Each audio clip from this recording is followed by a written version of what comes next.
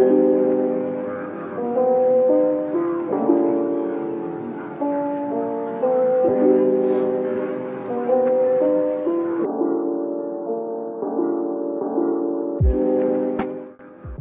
জীবনে মোৰ দোষ কি প্ৰথম লছ তাৰমানে তেতিয়া তোমাৰ ট্ৰেইনিং আছে ইউটিউব চাই কৰিছিলা ইউটিউবত চাই কৰিলা আৰম্ভণিটো তেতিয়া হ'ল আৰু তোমাৰ ট্ৰেইনিংটো লোৱাৰ পিছত এনে ট্ৰেইনিংটো মোটামুটি যিখিনি আমি শিকাইছিলো এই শিকোৱাখিনি কামত আহিছে আৰু তাতকৈ কিবা আৰু সোমাব লগা আছে নেকি ইয়াৰ আগতে তুমি অনলাইন আৰু ইউটিউব আছিল ইউটিউব এণ্ড অনলাইন আৰু তুমি আৰম্ভ কৰিলা তেতিয়া 5,000 তাৰপিছত চৰকাৰী কিবা 5,000 আৰম্ভ কৰাৰ পিছত কিবা সুবিধা পালো নি সুবিধাটো এগ্ৰিকালচাৰ পৰা কিবা গ্ৰীণ নেট পালা গ্ৰীণ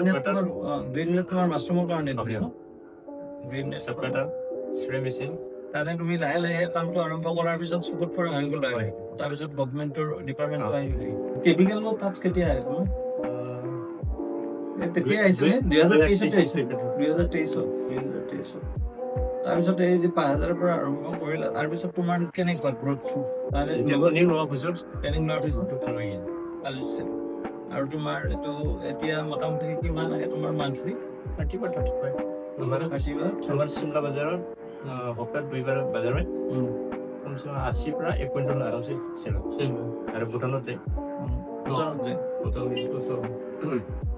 তোমাৰ এটা কেপাচিটি কিমান হয় মান্থলি বা ডেইলি কিমান মান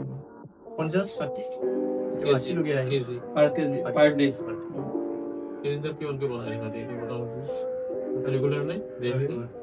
তোমাৰ এইখিনি উৎপাদন কৰিবলৈ পাৰ ডে তোমাৰ চিলিণ্ডাৰ কিমানটা লাগে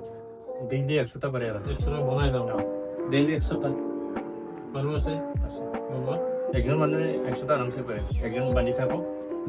যেতিয়া ফুল হ'ব ষ্টক ৰাতিপুৱা কিমান দিনৰ এটা গেছৰ পিছতো চিলিণ্ডাৰবিলাক চেঞ্জ কৰিব লাগে এটা গেছ কিমান দিন যায় 2 মাহ তোমাৰ কেপাচিটি কিমান আছে এটা চিলিণ্ডাৰ এবাৰতো 4,000 মান থাকি পাইছো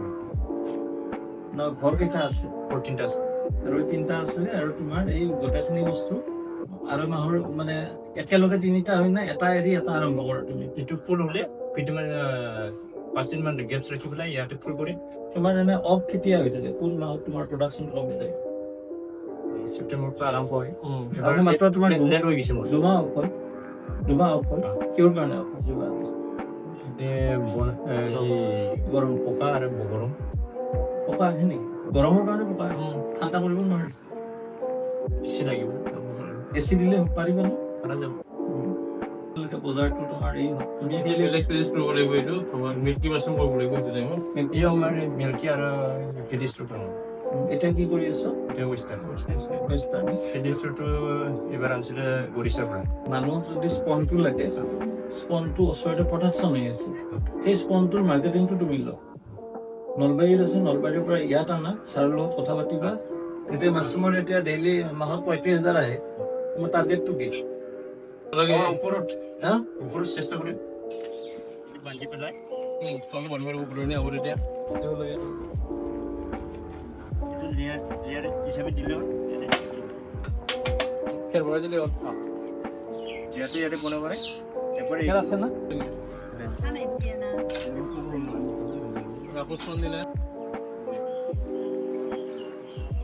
এজন মানুহে কিমানটা বনাব পাৰে এদিন 100টা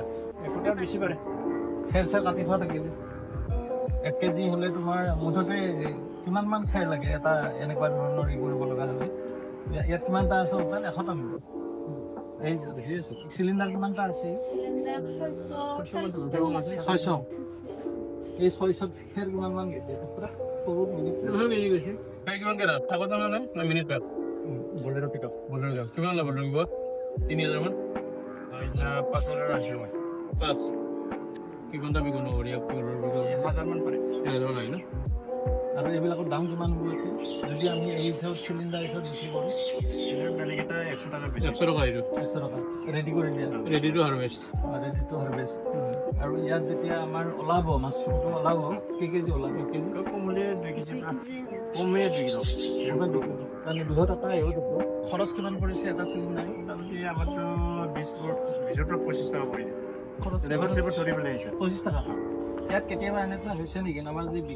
প্ৰয়োজন আছে যিটো মাছৰুম আছে কেতিয়াবা তেনেকুৱা ধৰণে আপুনি অভিজ্ঞতা নাই? খুব ভাল লাগিছে আজি। আৰ পৰি খাওয়াৰ কাৰণে এটা ৰাখি দিচ্ছি আমি তো ছেড়ে পিজো